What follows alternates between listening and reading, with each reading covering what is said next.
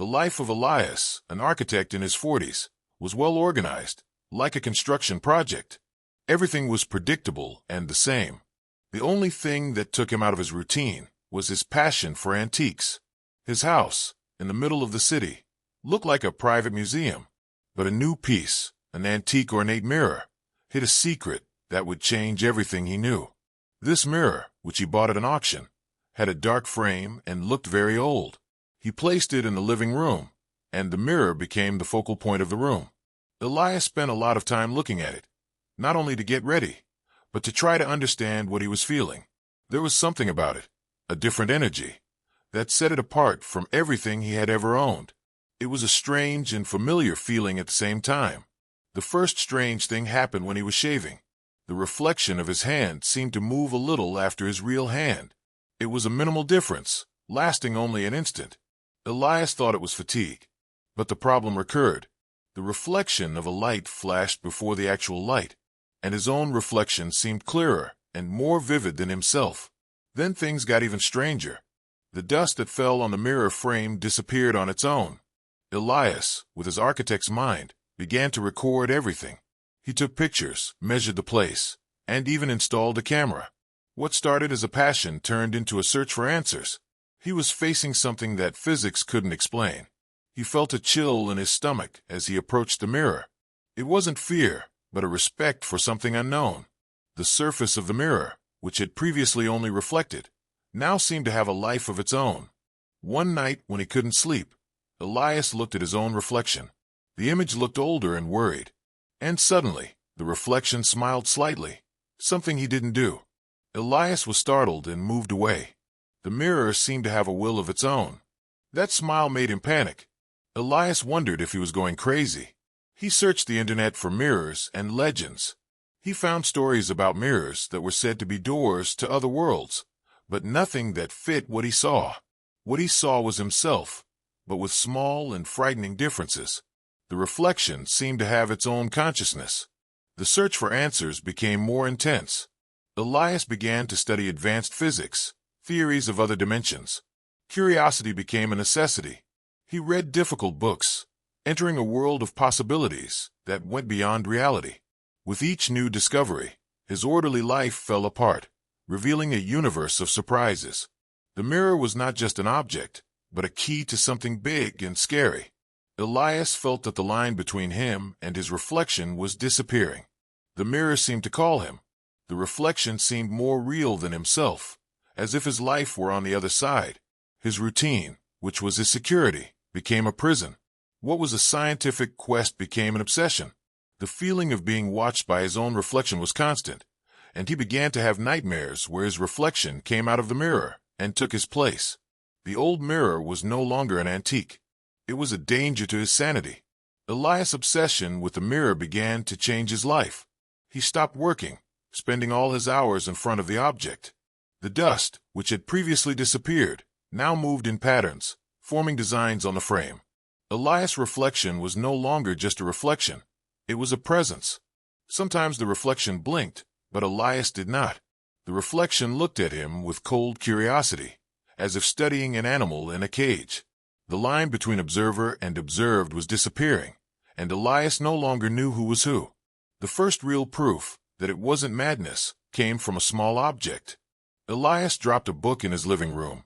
At the same moment, his reflection in the mirror did the same with an identical book. The difference was that, in the reflection, the book fell in slow motion. Elias, shocked, repeated the movement with another object, a pen. The same thing happened. The pen in the mirror fell slowly. The reflection was synchronized with him, but existed in a slightly different time, as if it were in a universe where gravity worked in a particular way. From then on, Elias began to conduct more daring tests. He bought an energy meter, one of those devices that detect magnetic fields. When he approached the mirror, the device went crazy, emitting a high-pitched sound and showing impossible numbers. The energy was so strong that the light in his room flickered. Elias discovered that the mirror was not just a surface, but a door, and that door was opening. The discovery became an addiction. Elias used the mirror more and more to communicate with his other self. He moved his hand slowly, watching the image replicate the movement at a different pace. They couldn't talk to each other with words, but the exchange of glances and movements became a new language. The loneliness he had felt before was replaced by the company of his reflection, the only person in the world who understood what he was going through. The relationship, however, was fragile. Gradually, the differences between them deepened, becoming more visible. One night, Elias fell asleep in front of the mirror. In his dream, he saw his reflection on the other side, in a dark and empty place, trying to break through the glass barrier. The mirror was his prison. He woke up in a cold sweat, and the sight of the mirror filled him with dread. The screen seemed darker and colder than before, as if the energy of his reflection was running out. He realized that communication was a two-way street, and that perhaps his reflection was suffering. The need to help his other self consumed him. Elias was no longer an architect, but an interdimensional explorer. He spent hours reading ancient texts on mirror folklore and physics theories. The search for a solution to free his reflection became his sole mission. Elias' sanity was hanging by a thread, and he didn't care. What mattered was the truth, and the truth was on the other side of the mirror. He discovered that the mirror was a convergence portal, a point where two realities met. The moving dust, the different gravity, the time lag. It all made sense. The Victorian mirror was not a magical object, but a tool, a kind of portal. Now, the challenge was not to understand what he saw, but to figure out how to cross the barrier and join his reflection. He sensed a thread on the other side, a darkness that wanted to dominate his reflection. Fear gave way to determination. He found himself in a race against time to save his other self from an uncertain fate. He began searching for notes from the mirror's former owner, trying to unravel the object's complete history. His search led him to an old library in the city, where he found a book on reflection artifacts. In the book, he discovered that there were other people with similar mirrors, and that the barrier could be broken, but at a high cost. Elias didn't care. He was ready to pay the price. Elias' research in the library was rewarded. He found notes from the mirror's former owner, a man named Arthur who lived in the 19th century. Arthur was a scientist and mystic who documented his discoveries about the mirror in a journal. He called the object the ether portal and wrote that it could connect two realities. What Elias felt was not madness. He was in contact with a real and dangerous phenomenon, a portal created by someone who knew what they were doing. In Arthur's diary, Elias discovered the existence of a convergence ritual, a method for stabilizing the portal and allowing passage. The ritual required the synchronization of a series of elements, such as light, sound, and a strong magnetic field. Elias, with his architect's mind, understood the logic. The ritual was not magic, but a set of instructions for manipulating the laws of physics of that object. The notes, however, came with a warning. The ritual was not to be used by just anyone, and it carried a great risk. By opening the portal, it also attracted the attention of something that lived in the darkness. That something was what Elias had sensed, a cold and threatening presence on the other side. He realized that his reflection was in danger. What had previously seemed like a game of mirrors was, in fact, a struggle for survival. Elias began to prepare the ritual. He set up equipment, synchronized lamps, and used the electricity from his home to create the magnetic field. Fear mixed with determination. He couldn't turn back, and his reflection now looked like a prisoner on the other side, staring at him in despair. The night of the ritual was tense. Elias stood in the center of the room, his eyes fixed on the mirror. The energy he created was so strong that the objects in his house seemed to vibrate. The reflection in the mirror began to change. The image was no longer clear and was mixed with dark shadows. The reflection of his room seemed empty, without furniture, as if it were in a world that had lost its colors. The threat became visible. It was a mass of shadow crawling up the walls on the other side, trying to get close to Elias's reflection. Elias' reflection was now no longer just a copy, but an ally in the fight. It moved in sync, trying to resist the approaching shadow. Elias felt physical pain, as if his own body were being attacked.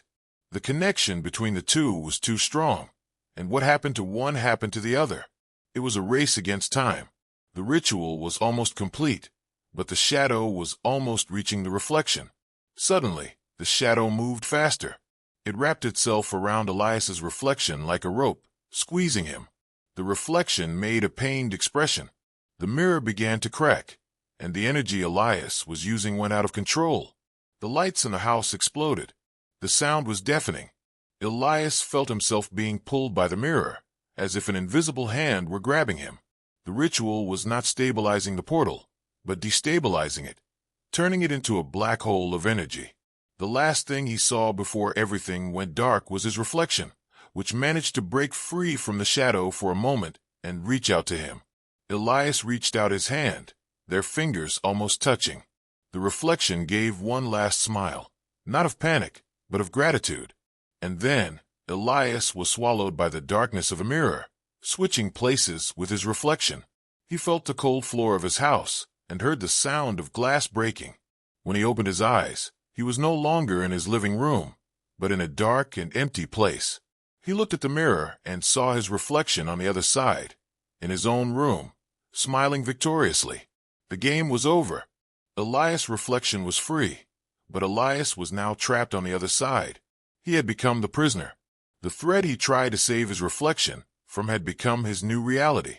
The search for answers had led him to a place he never imagined. He was in a world without color, without life, a dark copy of his reality. He looked at the mirror and saw his reflection in his living room, touching the frame with an expression of triumph. The voice in his head said one thing: the reflection was not a victim, but the predator. Elias found himself in a world made of reflections, an exact copy of his living room, but lifeless. There were no colors, only shades of gray. The air was heavy and cold. The silence was total, broken only by the echo of his own breathing. Looking at the mirror, he saw his house, full of vibrant colors, and his reflection, now the real Elias, smiling and moving with a strange lightness. The imposter was free, and Elias was trapped. The first thing the imposter did was look at himself in the mirror, not with Elias' curiosity, but with the arrogance of a conqueror. He touched himself, feeling his skin, and laughed with a sound Elias had never heard in himself. The imposter was an improved version of Elias, more confident, stronger. He seemed to have absorbed all of Elias' insecurities, leaving only strength. Elias, on the other hand, was the opposite. He felt weak, his body heavy, as if the gravity of the world of Echo was pulling him down. Time in the world of Echo passed strangely. It seemed slower. Elias could see his imposter moving in the real world, talking to people, living his life. He watched, powerless, as the imposter went to his office, met with his co-workers, and acted as if he were Elias. The imposter was good at acting. He was more confident, made jokes, was everything Elias had always wanted to be. It was painful to watch. Elias was being replaced, and no one would notice the difference. In Echo World, Elias was alone. The shadow that attacked his reflection was everywhere, crawling on the walls, hiding in the corners. The shadow was not a monster, but a kind of energy that consumed life, color. Elias discovered that this was what the imposter was trying to escape. The imposter was not the hero, but a victim who became a predator in order to survive. He was feeding on the emotions and life of the Elias from the real world. The only thing that still worked for Elias was the mirror.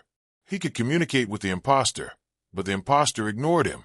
Elias tried to scream, to bang on the glass, but it was useless. The imposter just looked at him with pity, as if he were looking at a ghost. He approached the mirror and wiped it with his shirt sleeve, which made Elias' reflection clearer. He was holding the mirror so that Elias could see everything he was missing. It was a cruel game of cat and mouse, where the mouse was in the cage. Elias tried to find a way out. He explored the world of Echo, following the shadows. He discovered that the shadows were fragments of other realities, of other people who had been trapped in the mirror world. Elias was not alone. There were echoes of other lives, other prisoners. He found the diary of Arthur, the scientist who built the portal.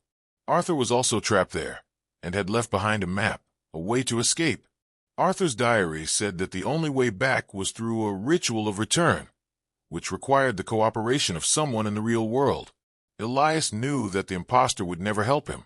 He would have to find a way to communicate with the real world and ask for help before the imposter erased him forever.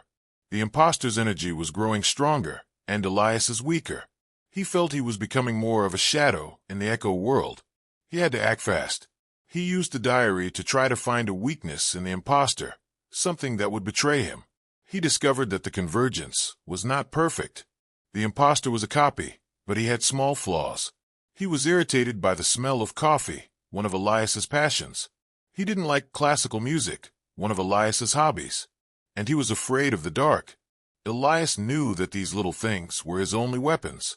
He had to use them to show people in the real world that the man living Elias's life was not him. Elias, from the world of Echo, had one chance to save his life. He used the imposter's small flaws to create a plan. He knew that the imposter, despite being a copy, was not him. The imposter didn't care about the people Elias loved. He acted like a machine, copying Elias's life, but without emotion. Elias knew that this lack of emotion would be his greatest weapon. He began sending messages through the mirror. The messages were simple. Elias used the mirrors in the imposter's house, which were now the windows of his prison. He tapped on the glass in a specific rhythm. He changed the position of small objects in the reflections. The imposter noticed the disturbance. He tried to ignore it, but Elias continued. He knew he needed a big act to show the truth. The only person who could help was Elias's sister, who had a mirror similar to his. The imposter had avoided Elias's sister, and that was the proof Elias needed. Elias, on the other hand, risked everything. He used the energy of the Echo world to project a message. He knew it would weaken him, but it was his only chance. The message was simple. The imposter doesn't like coffee. The message appeared in Elias' sister's mirror in her living room. Thinking it was a trick of the light, she ignored it. But the message repeated itself, this time in Elias's handwriting. He is not me. He doesn't like classical music. Elias's sister, confused, began to observe her brother. She saw that he was more confident, but also colder. He didn't smile the same way, and he didn't talk about the things Elias loved. The final proof came when she invited him to a concert. The imposter hesitated, and his panicked expression was the proof she needed. She returned home and looked at the mirror she had. The mirror Elias had given her as a gift. She saw Elias' distorted image and understood what was happening. Meanwhile, the imposter, realizing his life was in danger, returned home. Elias' energy in the world of Echo was weak, and the shadows were consuming him. Elias, exhausted, saw the imposter approaching the mirror. The imposter no longer looked confident, but angry. He picked up a hammer and prepared to break the mirror. Elias' sister, seeing what was about to happen, ran to Elias' house. She arrived in time to see the imposter ready to smash the mirror. Elias' sister, without thinking, threw herself in front of the mirror. The imposter, shocked, paused for a moment. Elias, from the world of Echo, saw the scene. He knew it was his chance. He used what remained of his energy to create a distortion in the mirror. The imposter's image merged with Elias's. The imposter felt a sharp pain, as if his skin was being torn apart. He was not strong enough to fight Elias's energy. The mirror began to crack. The sound of breaking glass was the last thing Elias heard. He felt himself being pulled forward, and then the sound of impact on the floor. He opened his eyes and saw his colorful, lively living room and his sister hugging him. He looked at the mirror and saw it in pieces. The imposter was no longer there. He had been absorbed by the broken mirror. His energy dissipated.